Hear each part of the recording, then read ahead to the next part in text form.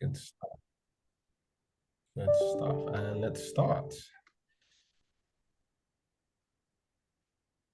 All right, here we go. We are live. We're online, which is really good. Fantastic. Going to give people about 2 or 3 minutes to jump on board. Yeah, hopefully everyone's having a nice day wherever they are. It's not too rainy, not too non-summery, as it were. Cool. Just give people a bit of time to jump on.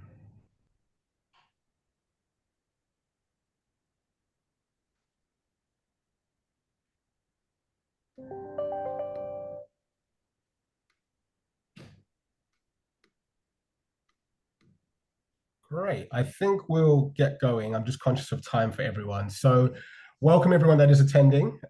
This is an amazing opportunity for us to talk about the market research apprenticeship program. And in terms of who we have on the guests on the panel today, we have three amazing guests. We have Suzanne Hodnett, who's the Academy Development Manager at Swarm Training. We have Alice Kenny, who's a future talent lead at Ipsos, and we have Millie Holiday, who's an apprentice at Strat 7 Research Pod. So welcome, guys. Glad you're on board. I think it's going to be a very great opportunity for us to explain why the market research apprenticeship program is so great. And for me personally, I think it's a great opportunity for us to show the industry how the apprenticeship program can actually change the way and the look and feel about the type of people joining the industry. It's a bit of a passion project of mine. I've seen over the last 10 to 15 years since I've been in the industry, people tend to come from the same track, i.e., university graduates who get a 2-1 at very good universities. And I think that is a real challenge and something that we need to change, because ultimately we need to be actually reflecting the communities and the populations that we do research with. So really exciting opportunities. So in terms of intros, I think, and questions, I think it would be good for me to introduce Suzanne. And for Suzanne, can you tell us a bit more about Swarm Training and how you guys got involved with the market research apprenticeship program? Yeah, sure. So we Swarm Training, yeah, we've been going for over 10 years now, and we've always been involved in sort of developing people, developing business. It's our absolute passion. That's where our hearts lie. And we're also a CIC, which is a community interest company. So we're set up for the purposes of helping community and giving back to the community rather than making lots of profit for shareholders. So those are our sort of values and where we've come from. But yeah, how we got involved with the market research apprenticeship was that Chris Perry, our CEO, who's now our group chair, he met with the MRS as they were sort of launching the market research apprenticeship and looking for a training provider to partner with to basically just sort of get it off the ground and launch it. So Chris met with them, talked about Swarm, talked about our values, and we really found that it was very much, it's quite a bit of an alignment there between us. I got very excited because my background's in marketing and market research, so I was getting really sort of thinking this would be fantastic. I'm mostly in marketing was my background, but I used to commission market research, and I have quite a love of data. So developing the apprenticeship of the MRS was right up our street as a business, not just for me. So we were really pleased when Chris let us know that we'd won the opportunity, and then it meant that I could go on and lead the development of the program. I worked with a market research consultant, and the two of us sat together and sort of talked about the depth of detail that we needed to go into, so I could really then drive it forward, make all the materials, and put the structure of the program together. But we now have a team of 3 of us tutoring the course. My colleagues are market research professionals. They're as passionate about it as I am. And so we're constantly sort of tweaking it and never happy, always trying to improve it to get it better and better. But yeah, they've been absolutely amazing. And so we've got quite a program going now. We've had quite a few students come through it. Really, really good stuff to know. And I guess from an organizational perspective, how can organizations within the industry actually approach you guys to source and find an apprentice? Yeah, so I mean, we're obviously here. You can see how to get in contact with us. We'll put some details in the chat at the bottom at the end. But yeah, the MRS has been brilliant as well, letting people know we deliver the course. We sort of market out to other businesses across the industry just to let them know that we're here. But usually, yeah, when employers approach us, it's usually because they're just fact finding at that stage, and we can really talk them through everything. We can meet either over video call, or we can go and see them in person if we did that that, I've joined one of those recently, so I can go out, I know the details of the course. So if they need a recruitment team, they can go, or myself, or, any of the team can sort of go and see them. And we can then talk it all through, answer any questions, find out exactly basically what they're looking for, what their needs are. We also offer a recruitment service at all levels. So it's not just apprentices, but, at higher levels as well. But our recruitment service is free when we're recruiting apprentices who then go on to train with us. So it's a bit of a no-brainer, I would say, to get us involved in helping with recruitment. But yeah, our experience can really help, I would say, with finding just the right qualities of candidates. The recruitment team, that they have a network now of people they know in market research who are looking for employment, as well as obviously we advertise. It's definitely worth talking to them. But yeah, in terms of employing the right apprentice, yeah, you can employ an apprentice in any business, I think, except for one-man bands, really. I don't think you can if that, but I can actually double check that, but I'm pretty sure that's not a business that can employ an apprentice. Large companies, they pay a levy. Smaller companies, they don't pay a levy, but they can use the funding from the government to fund all of the apprenticeship, either 100% if they employ apprentices who are 16 to 21, or over 21, they only pay 5% if you're a small company and you don't pay the levy. For large levy paying companies, excuse me, they can actually even levy share now. So they can use all of their levy to cover the costs of apprentices for themselves, or if they have any left over, they can actually share it with other companies now. You still need to pay the wages, basically, of your apprentice, and depending on the situation, we'd always obviously advise paying a wage which is appropriate to the kind of a candidate that you've got. But I think in that first year, actually, it's minimum wage, and actually even below UK minimum wage. But, it's just sort of to go with what's fair, really. But yeah, we can just talk them through everything to do with employing an apprentice, really. So yeah, it's worth having a chat. Really good to know. And I know you guys do quite a lot of support as well as part of that whole process. So yeah, definitely any organizations interested, please reach out to Suzanne and the team, and they can certainly help. So I guess from the employer perspective, Alice, this is for you. Since Ipsos were in the trailblazer group of organizations to be involved in the apprenticeship scheme, what would you say was the reason why Ipsos decided to be one of the first organizations? What was the reasons that you guys wanted to actually get involved? So I think we really saw this as an opportunity to bring a new entry point into the market and social research industry. So we have been really committed to bringing new talent into the research sector with a well-established graduate scheme. We also hire interns and placement students, but we really wanted to be able to open up a new avenue for those that don't have a university degree. Previously, Ipsos has also had apprentices in our IT, HR, and finance teams. And then, as you said, we were part of the Trailblazer Group in 2021. We also feel it's really crucial for us to reach broad demographics in our research, but this can be quite challenging. And so we thought the apprenticeship scheme is a really great way for us to tackle this. It's brilliant at diversifying our hiring pool, as well as providing different ways for people to enter the sector. And this is really important for us to reach and understand the whole UK population. As you said, as a research company, we really want to be as diverse as the communities that we wish to understand. And this is really why we wanted to get involved. Yeah, exciting. Really, really good that you guys are doing it. And I guess, how do you find the process of onboarding and bringing in apprentices into the organization? Does it differ quite from other types of groups, such as graduates and so forth? Is there a different way you have to go about it? So I think the process we found relatively easy. And as Suzanne kind of outlined, we did work with Swarm that helped us initially screen our candidates. So in terms of making sure they had the relevant A-levels or qualifications they needed. We also worked with our future talent recruitment partners, Instant Impact. They then had an initial interview to really gauge their interest for the role. And then our final stage was an interview and a short task with the team that they were going to be hired into. So as we don't recruit apprentices at the same volume as our graduates, we wanted to have a bit more flexibility. So we didn't run a full assessment centre with lots of people, different tasks. We're also conscious that this could be the first time that these apprentices are doing something like this, so a full assessment centre could be a little bit overwhelming. So yeah, that's the kind of the process that we did. I think something that we also found really useful was working closely with our school partnerships. So we work with a few local schools for a number of years now. We offer work experience and other different opportunities.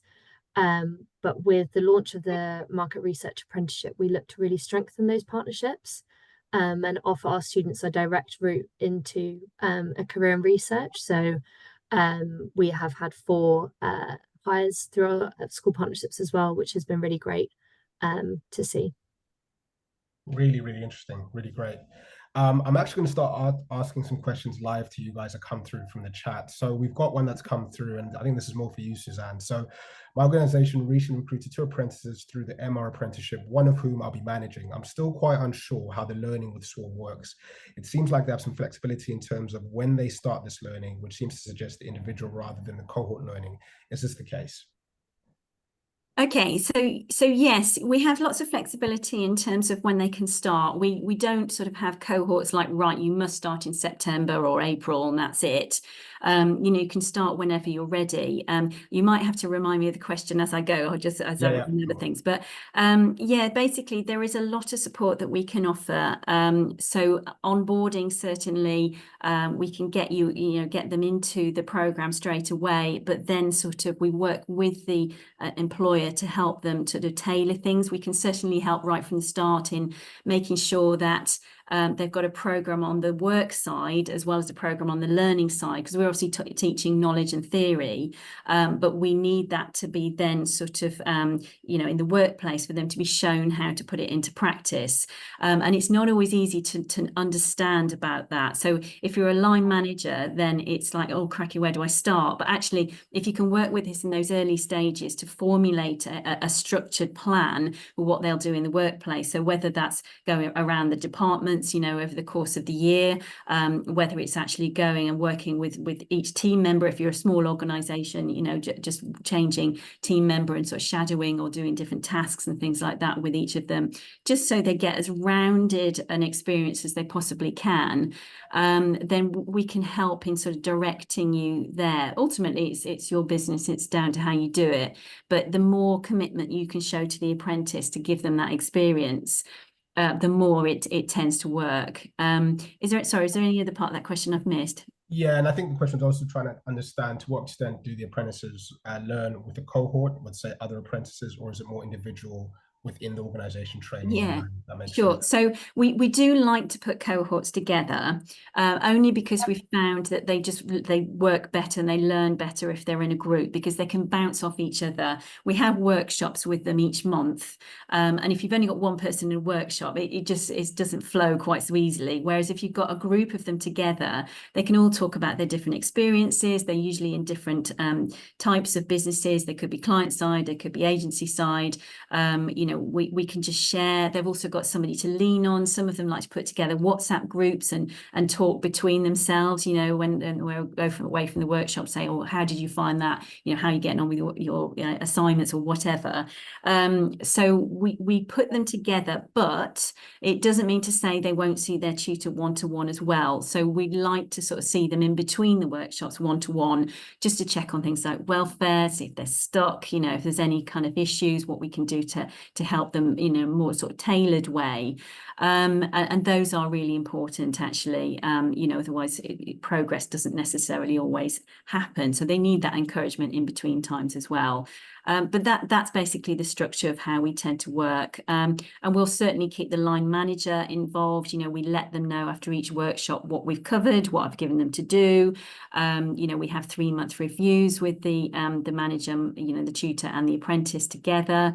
And we just keep them, informed really every step of the way. And they can always just pick up the phone, email to the tutor and get a conversation ad hoc, as they need it. Really useful, really good to know. And is the training and learning, live, or are there specific slots when someone needs to be available? How does that work? That's the final bit. Yeah, so because we've got groups of them together, the workshops we tend to plan out with all of the apprentices and work out dates between them to say, are you available these days? And we try and find the best dates over the course of the year, and we book those in.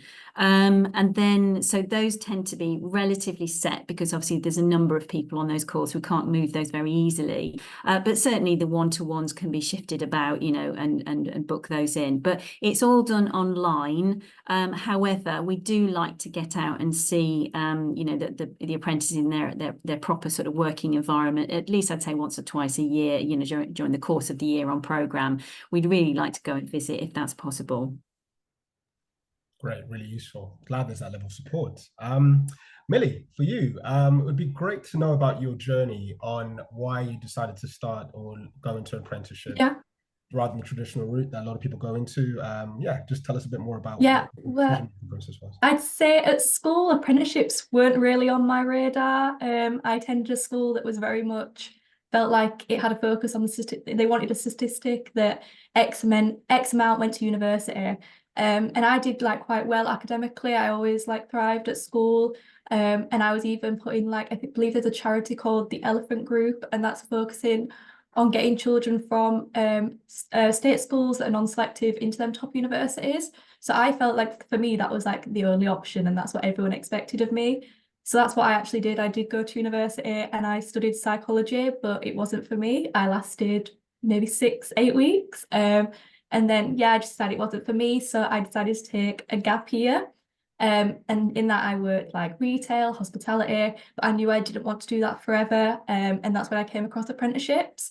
And I feel like before I was quite naive in it. I always saw apprenticeships as being something for someone that maybe school wasn't for them and they wanted to get into like a manual trade. Everyone I'd known to do an apprenticeship had done like bricklaying or plumbing or that sort of like manual labour. And I was wrong, basically. I went to a few apprenticeship fairs. I think they have them quite regularly in Leeds now, and looked on the government website, and that's when I found the market research apprenticeship. I was actually like quite blown away by the amount of different industries that offered an apprenticeship that you never even would think that they do. But what had drawn me to psychology that I wanted to study at university was because I was interested in how people think and feel and like the ability to actually carry out that research. So market research, this apprenticeship seemed like the natural progression from that, but obviously in terms of like a brand, a product, a service, that sort of thing. And then obviously the apprenticeship route appealed as I could learn on the job and not just be thrown into the deep end with a role, something I had no experience in, so there was that sort of support there. And then the application process, it was something that was quite new to me. Again, I'd only worked like really hospitality, retail, but it started off pretty standard. I had an online interview. And then I was called for like a full day, but it was still quite casual. And that included like a face-to-face interview. I prepared a presentation and delivered that to a small group. And there were some written tasks. And then there was like a collaborative task with the other people that were going for the role. So it was very different to anything I'd experienced before. And then I believe I met Suzanne. I think it was my first day. And that's when I probably got enrolled into like the apprenticeship scheme with Swarm. Wow, that's really impressive. Just out of interest, just a side question. So obviously you did psychology. When you were, I guess, younger, before university, did you ever think about a career in market research, or was it something that kind of came up? It did. I had no idea what I wanted to do when I was younger. I always just knew I never wanted to do something that was like stale. I just wanted to always be able to like progress and grow. But I had no idea. I remember I once went to like a careers advice and they were like, you could do anything. And I was like, that is no help. That's like the opposite of what they meant to advise. Yeah.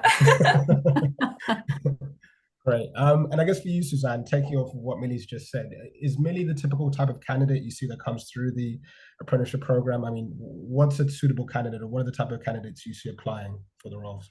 Yeah, sure. I mean, Millie, yeah, she is brilliant, actually. She's so dedicated and it really makes a difference. You can really, you really see that in the quality of her work. But yeah, in terms of getting candidates on board, I would say, the whole point of doing an apprenticeship, obviously, is to upskill people. So you're not looking for somebody who already has a lot of knowledge and skills in market research. You're looking for the qualities that they're committed, they understand what market research is and really, want to do it. But they have that dedication attracted to learning, they have that curious kind of mindset, real sort of critical thinking skills, which you can work out in interviews as well. You know, it's that commitment, it's that dedication, it's that interest that I'm looking for. And if we've got that, then the rest can be taught. So in terms of bringing people on, yeah, I mean, our process is that we'll advertise, we'll also contact people we know who are looking, get CVs through, we'll do a sort of initial sift and make sure we've got the right people that haven't got too much knowledge and skill, because then of course they're not actually going to get the funding anyway if they've got too much knowledge and skill. So, you know, if they're overqualified, we can sift those out. And then we can basically send to the employer a short list of CVs. They can very much get involved and sort of drive things forward. Then we can do the interviews, or they can do the interviews, or a mixture. It's a very consultative approach that we take. So it's all about working with the employer to make sure we get just the right fit for their business as well. Once you've placed apprentice, to what extent is there dialogue between Swarm Training and the organization itself? Is that quite regular? Is it formalized, or is it? Yeah, I mean, I hope so. I hope we offer a really good level of support. I've always thought that we do, but we're always looking to you know, so increase where we need to. We have a really good team of account managers who will regularly check in with the employer to make sure everything's going well, they've got what they need. One of my colleagues will do every month, we'll do a manager support session. So she'll invite managers from any of the businesses that we work with who are supporting their apprentice. If they need to come and be supported themselves, they can come to those meetings and we can talk them through the learning management system that we use. They can get access to see their apprentices work. We can talk them through any of the sort of you know, tips and tricks or whatever of sort of getting the best out of their apprentices. There's all sorts of support we can do, but we are more of a sort of bespoke, you know, rather than a set program. You know, we have a program, but then we'll obviously deviate depending on what the employer needs, really. Great, good to know. Good to know. I've got another question for you, Suzanne. You're just on the spot right now. Can you give a bit of info on how, as an employer, I can go about funding getting an apprentice for any job roles going in my agency? Get in touch with us, I'd say. Yeah, we can talk you through all the ins and outs of funding and everything like that. I'm not the specialist in terms of knowing the funding. As I said, there's the levy system, and you can find out what their situation is in terms of what they're paying. We have a brilliant team who knows all of that, and it's quite a long conversation, I would say. So yes, definitely get in touch with us, and we'll find out exactly what your situation is and talk you through, so it's bespoke and specific to you. Great. And again, another question for you. Out of interest, how many new market research apprentices start the program each year? How many start each year? That's a good question and not one I was expecting, so I don't have figures for that one. But off the top of my head, I'd say we've got in learning at any one time, there must be 25 to 30, I think. But I can't quote that as a definite. I wasn't I wasn't ready for that question. I'd have to look that one up. Okay, no worries. And just for any questions that we can't answer in the session, we'll make sure to follow up after the session as well through Suzanne, Alice, and Millie. Millie, for you, I guess now that you've been working at ResearchBods for about 6 months, what does an average day look like as an apprentice within ResearchBods? I think that would be really good for people to understand who are thinking about hiring an apprentice. And the next part of that question is, what do you like as part of the process of working there as an apprentice? Yeah, so my time as an apprentice, I'm incredibly grateful because my company are very accommodating with the apprenticeship. So Swarm recommend that about 20% of the week should be spent on learning. So I actually get Fridays to complete any training assignments that have been set. And then if any workshops or if we have any personal development sessions, if they fall on any other days of the week, as long as I make people aware and put them in my planner, everyone's quite happy to work around them. And then my week at work is always different every week. One week might be reporting, another might be recruiting participants, another might be note taking. So I definitely feel like I've got the opportunity to get stuck in lots of different areas. And then I also have training quite regularly through work. This is usually a one-to-one session with someone that's got a lot of experience in that area. and there's usually some sort of video resource or like a presentation I can look through. Sometimes I set like a task off the back of it, similar to the way that the workshops work with Swarm. And then, for example, I had a session talking about like writing questionnaires, and then I've got another one coming this week about moderating like qual decks. So there's always like training going on. And then I also have training sometimes with like other departments just to see how that works, even though like I'm not involved. It's just that extra knowledge to really understand like the collaboration that's going on like behind the scenes. And I also feel like that training both with Swarm and at work is done like quite a good pace. Like it's not like a bombardment all at once, and no one expects you to just like wake up one morning and magically know everything. So I think as well, between meetings with Suzanne and like my manager, there's sort of a plan that's introduced. So roughly around the same time that we learn stuff in the workshops, that's when I'll be introduced to it at work. So everything's quite, yeah, steady and it works well for me. Right, no, really good. And if I was going to press you, what would you say has been the most challenging part of the apprenticeship or the job or the learning itself? I think the most challenging part is because obviously the scheme has to accommodate like lots of different people that work. So obviously I'm in a research agency, there's some people that work on like a council, there's people in like media companies, it's got to accommodate everyone. So sometimes it feels a bit general, but I think it's done quite well. But then obviously inevitably you're going to have, sometimes you haven't come across that, everyone's at different stages. You might not do that in that role. So sometimes it just takes a bit to connect the dots, maybe a different terminology is being used. So usually you can just have like a conversation either with Suzanne, or I'll have it with my manager to just help match up them bits. Or if, you know, it's something that I haven't come across, my manager will be like, oh, this is how we would do it. And when you do come across it. So I think that's probably the most challenging bit, but it's not crazy, like puts me off or anything. It's not that much, not that much of a big deal, but yeah. I'm smiling because I remember when I first started working, I worked as a placement student doing an internship, and I struggled with the acronyms in market research. I mean, acronyms for days, basically. So yeah, that was my big challenge, trying to remember what everything means. I guess from the sort of employer perspective, Alice, what would you say is the thing that other employers should think about when taking on an apprentice like Millie? What, in terms of support, in terms of the way they manage things, they manage the apprentice, what should they think about? I think just to touch on the onboarding of apprentices, all of our new joiners do have a specific point of contact before joining. So we ensure that that's the same for our apprentices. So I work in the future talent team, so I'd be kind of in contact with them really regularly before their first day. And then on their first day, they would have the HR induction and the IT induction, but we make sure that we run a separate session for our apprentices as well. This is a really good opportunity for them to meet. We've hired apprentices in cohorts, so a really great chance for them to meet other apprentices that are going to be in different areas of research across the business. And we also recognise this could be the first time that they're kind of in an office environment, their first time in a workplace. So just giving them a bit of guidance on what office environment can be like, we have found has been really beneficial. So I would definitely recommend that for companies too. And in terms of workforce planning, I think just thinking really far ahead in terms of when you're going to be recruiting apprentices, so you can give your team as much time as possible to really make sure that that support network is in place before they start. So thinking about who their line manager is going to be.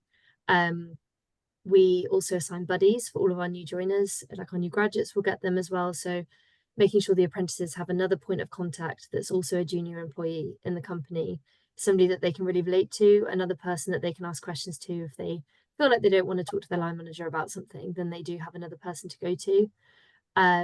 As Suzanne kind of outlined, the support that the MRS and Swarm have given us as well has been really useful. So we've had the regular check-ins just from our side, the future talent team, that also being a point of contact, understanding where our apprentices are at, getting in touch with the line managers, just being that kind of link to make sure everybody kind of knows what's going on and provide any support available.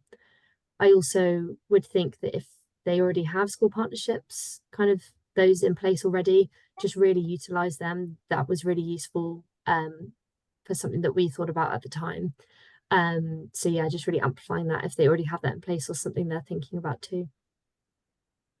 No, really useful, really good to know. And I guess Ipsos has been part of the Trailblazer group, and you guys have taken on quite a lot of apprentices, probably more than other organizations in the industry. What would you say, speaking to other members of Ipsos or other teams and managers, has been a big benefit of taking on apprentices for you guys?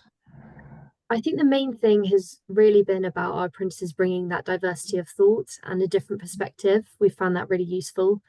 Our apprentices have been really impressive, which is really great. They seem really motivated and keen to learn as much as possible. As you said, Suzanne, we're not expecting them to know everything from day one. I think a lot of people don't really know about the market research sector before joining. So they've seemed really keen to learn as much as possible through their practical on the job learning, as well as kind of their classroom learning with swarm trainers as well. And it's also been really nice to see our apprentices getting insights from apprentices in other cohorts that are training with different types of research firms, kind of smaller agencies, other in-house teams. And so it's really giving them a holistic view of the sector. So having that really diverse thought and perspective has been really great. Yeah, for sure. The more we can make the industry more representative and organizations more representative, the better. I believe that. Just a little anecdote from youth site where I used to work. We tried and employ as much younger people as we could who represented youth and Gen Z and millennials. So it's very important that we try and do that as an industry.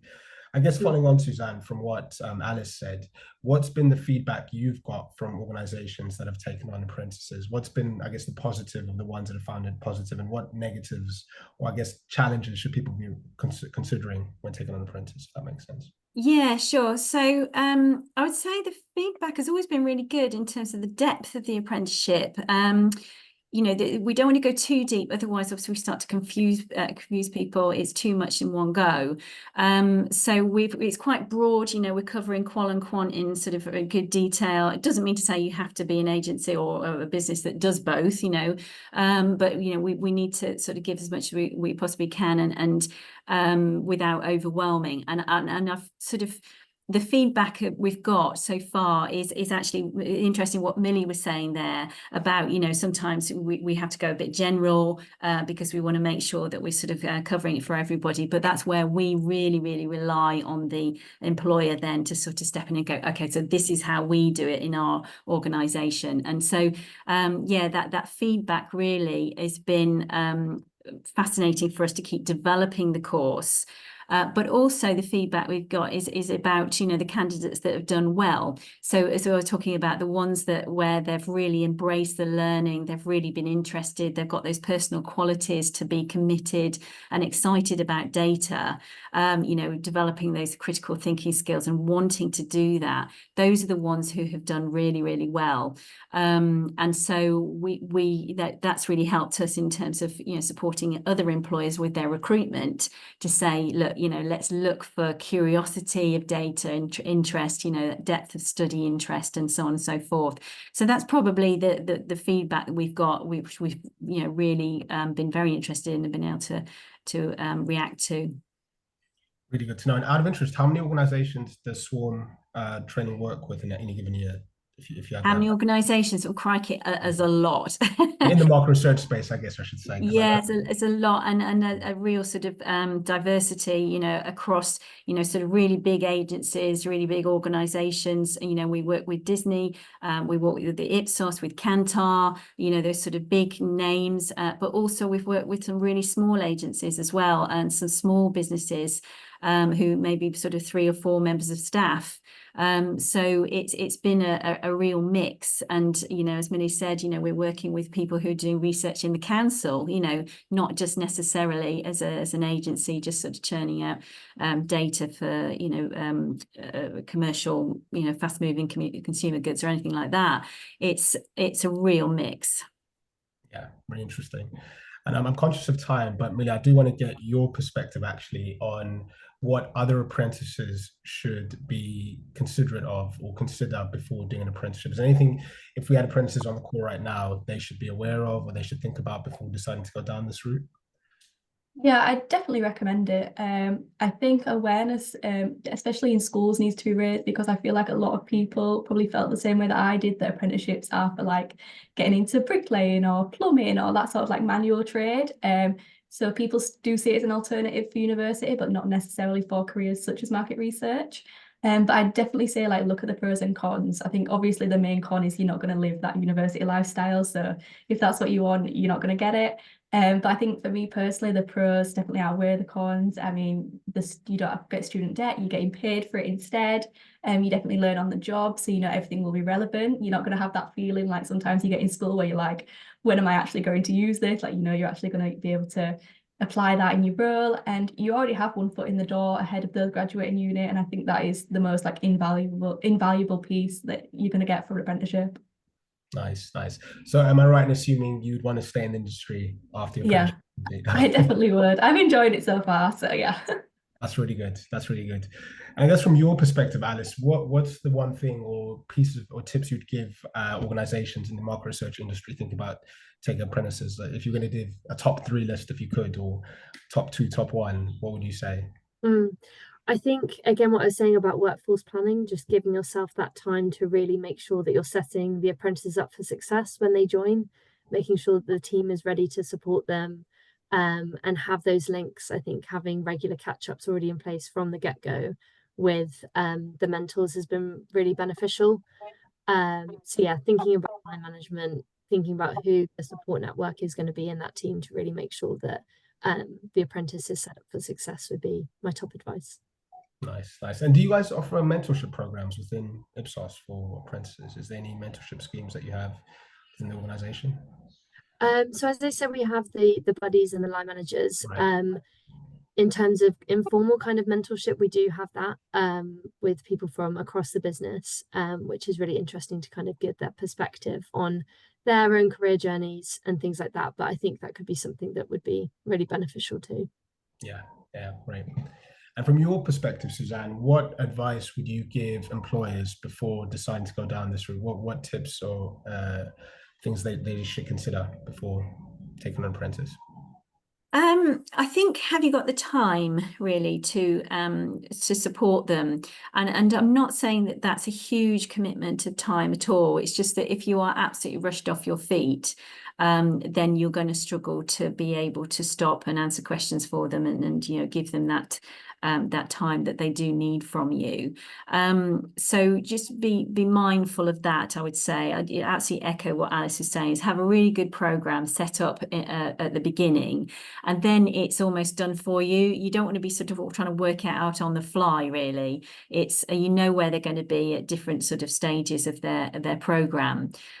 So in terms of taking an apprentice on, I would always say do it. You know, it's fantastic. I've seen some wonderful things happen from the apprentices that we've been teaching alongside the employers. I can see where they've gone on to go. You know, at Ipsos, I know the first cohort are there and sort of gone up to, you've been promoted now, and they're sort of embedded in the business.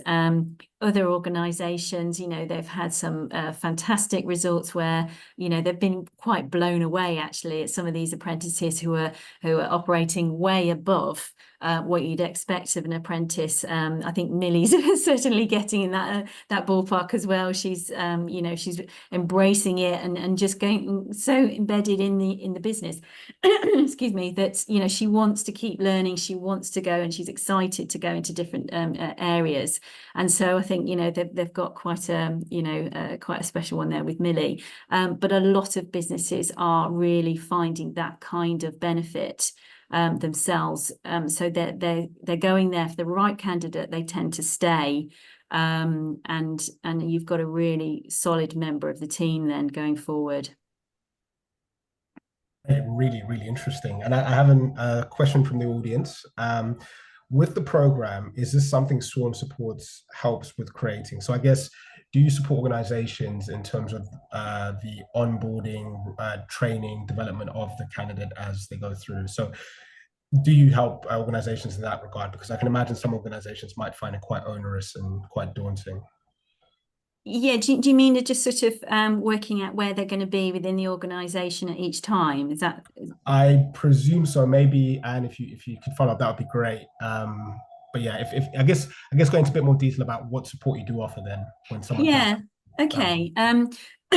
So I think, in that first instance, we need to do a skills scan, what we call a skills scan, just to check what their level of understanding is on each of the areas that we're going to be covering. And that gives us then ability to put together a bit of a learning plan really for the individual. And we can then sort of look at the skills that they need to get. Look at the knowledge, because we've got these knowledge, skills and behaviours across the course of the apprenticeship. The knowledge, obviously, we will deal with that in terms of teaching them the theory. We hope they'll pick lots of knowledge up, obviously, in the business as well. But the skills and behaviours are the things which we can then talk to the business and say, right, these are the things that they need to get access to do. And we can see those right from the very start. After we've done our skills scan, we can say, right, these are the areas where we can see they're already quite strong.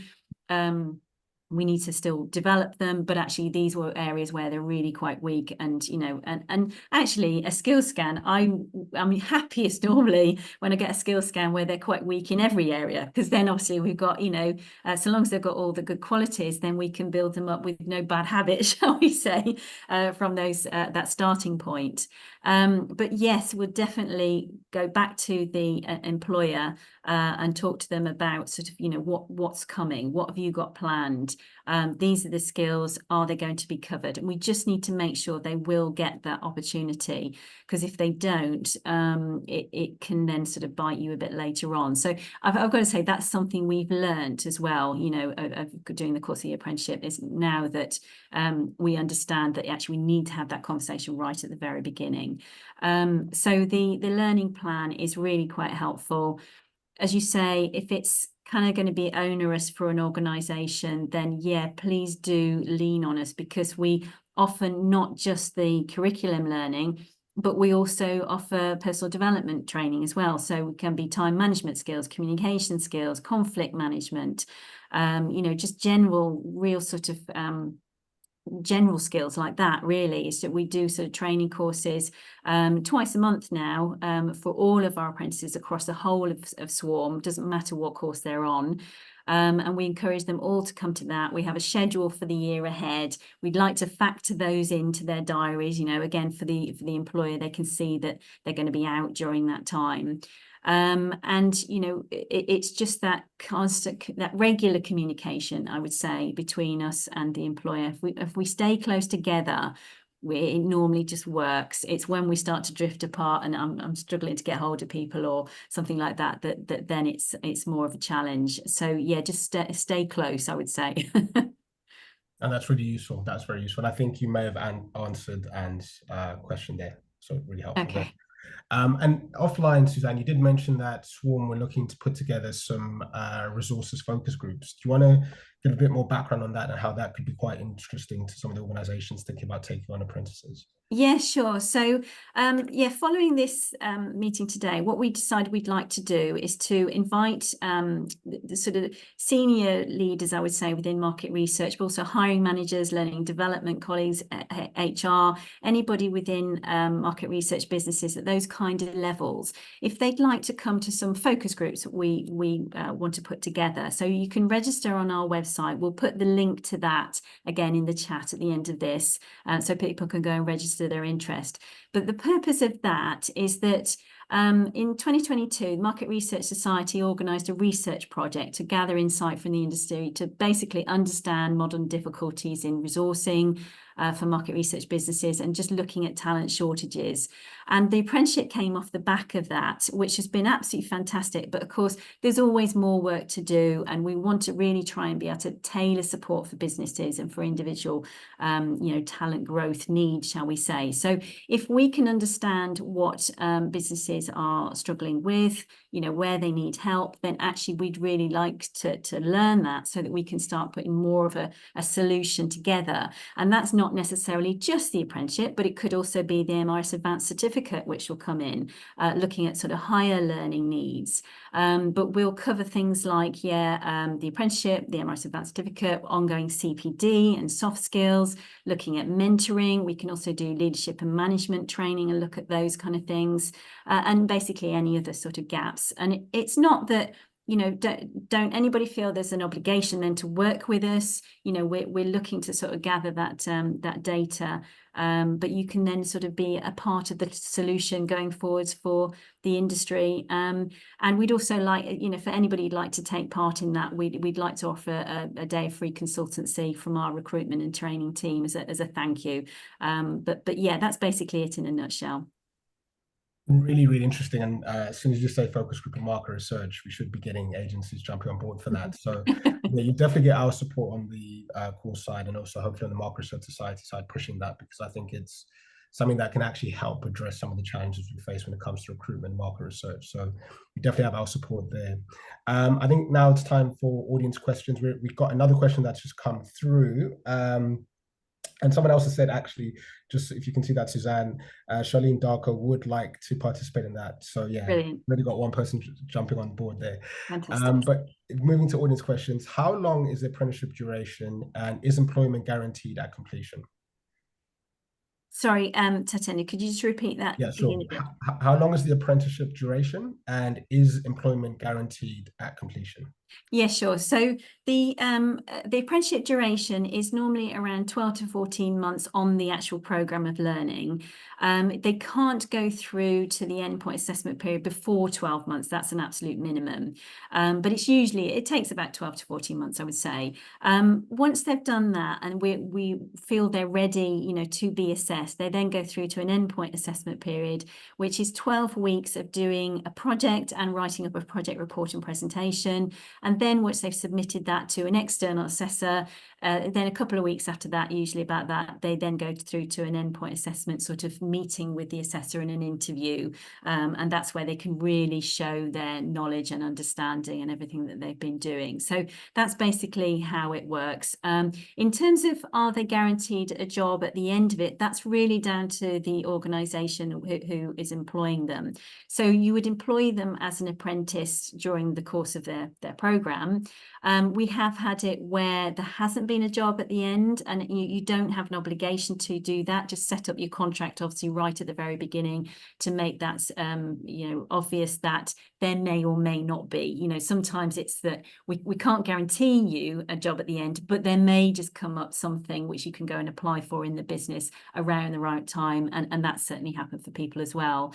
But we always hope that they will stay on and there will be that opportunity, and that they're being recruited for a long-term vision. Really I think just to add to that, Suzanne, I think at Ipsos that's really what we strive for, that this is kind of a gateway for them to end up as a research executive. That is the trajectory that we look for. Once they've completed the apprenticeship, they then have the opportunity to be put onto a permanent contract. And if they aren't ready for research executive, but we're really keen to keep them and keep them to develop, we do have kind of an intermediate role that our apprentices can be put on before they are ready for research executive. But we've seen really great success in the apprentices wanting to stay on after as well, which is really great. So we have another question from Damon here. Follow-up question: what percentage of apprentices have received a job after post the program so far? So after someone completes the apprenticeship, how many actually go on to stay in full employment within the organisation? Yeah, I would say the majority. I think that what's happened is that the ones that I can think of where there was a possibility that they weren't going to stay, I think the organisation absolutely fought for them. They really wanted to keep them and to hang on to them. So it's got to be 95% plus, I would say. It's the majority. I'm really struggling to think of anybody who hasn't stayed. Wow, great. Really good to know. And I guess for you, Alice, from your perspective, Ipsos, has everyone pretty much stayed on who's been an apprentice, or? Yeah, I would echo what Suzanne said. I think, I wouldn't be able to give a percentage, but majority of ours do stay on after. There would only be like unique scenarios where that they weren't able to, but yeah, majority have. Nice, good to know. Any other questions from the audience? Something from Millie? Okay, I've got one for you, Millie. Would you recommend the apprenticeship to other people your age in your new position? Yeah, I definitely would. Like I said, it's such an alternative route to university that I think a lot of people don't even think about. University is just like, everyone's like, got to go there. So I'd definitely say at least look into it. Even if it's not on your mind, have a look into it. There is so many more opportunities than what you realise out there. And you might just find something that is actually just perfect, exactly what you want. So yeah, definitely look into it. Great, great. Good to know. Yeah, and I noticed actually, Tata, there's something I've noticed recently, purely because my daughter's around sort of age of going into uni and that kind of stuff, is that it seems to be a bit of a trend of people going into criminology. I don't know whether you've ever noticed that, but in recent times it seems to be the place to go, you know. But actually, it might be due to the rise of crime dramas and so yeah, on. possibly. Like this and streaming. Possibly, but I find it quite interesting that actually there's that curiosity there to be a bit of a detective, if you see what I mean. And I just wish more schools and colleges would sort of push market research as a career, and that more people actually knew about it, something to go into, because being a data detective is what I find absolutely fascinating. So if they're interested in that kind of thing, you know, that curiosity, critical thinking skills, all that kind of stuff, you know, bring it on into the market research industry, you know, because it's well needed. And we try and get around colleges and schools as much as we can anyway, to just sort of let people know about the market research apprenticeship. But please go and talk about it, because you know, I think there's a lot of young people just don't know it's here. Yeah, you've touched the nail on the head there. From our perspective, of course, that's something that we're very passionate about. And not to plug us too much, but we've really tried to be doing a lot of outreach to colleges, schools, and organizations, because I think traditionally market research probably has a bit of a funny reputation, where a lot of people think about clipboards and people going up to you on the street asking you questions. But actually, if you really think about it, as you say, it's about understanding, investigation, and it's so wide ranging nowadays in terms of the sector, from technology to data, insights, consultancy. It's so wide ranging. You can be in work in so many different parts of the industry. So I think there is definitely an exercise for us to try and make the industry more attractive. And hopefully part of that exercise that you guys can be involved with as we start pushing the apprenticeship, and especially through the focus groups, maybe there's something that comes out of it that we can actually work on as a task group together to make it more interesting for people to join. There is another question here. Are the apprentices paid minimum wage? So you can set the wage that you want to pay to your apprentice with a minimum. I can't remember the exact number, but I know it is below the UK minimum wage at a certain age, when it's just in the first year of the apprenticeship. We'd always encourage you to pay UK minimum wage as an absolute basic. But obviously, if, you know, people are sort of coming at a higher level, then, you know, pay accordingly. But that is the situation, that yes, you can pay that that low level. After the first year, it has to go up to minimum wage from that point on. But yeah, it's certainly one we'd have a conversation with you about. Right. If there are any further questions, please, guys, feel free to get in touch with me, Core, and we'll be following up with the recording after this session. So don't feel like this is the end of it, and this is definitely not the end of the conversation. So we'll definitely try and keep it going. But I guess as we wrap up, Alice, is anything, one last thing you want to say to the audience before we jump off? And I'll do the same for you and Millie, but I'll let Alice go first. Thanks, Satanda. Yeah, I'd just say thank you for joining. I think any other organizations that are thinking about trying to recruit apprentices, I would absolutely go for it. I think it's something that we're really passionate about at Ipsos, and something that we're really happy we've done, and something that we want to continue to do so. And I think, Suzanne, as you said, that you're learning things about the scheme, things that you want to change. I think that's fine if there's ways to kind of learn as you recruit apprentices, as that would be a new entry point. But yeah, I would just say absolutely give it a go. And I'd be happy to, if anybody wants to get in touch, I'd be happy to answer any questions at all as well. Great. Millie, any last words from your end? Yeah, thank you for joining. I'd say if you were looking to employ an apprentice, I'd say the best piece of advice is just give them as much support as possible and just be patient. I mean, I came in, I knew nothing about the industry, no experience, no knowledge. So we're really starting from the beginning. So just as much support as possible. Great, great. And Suzanne, from you, anything?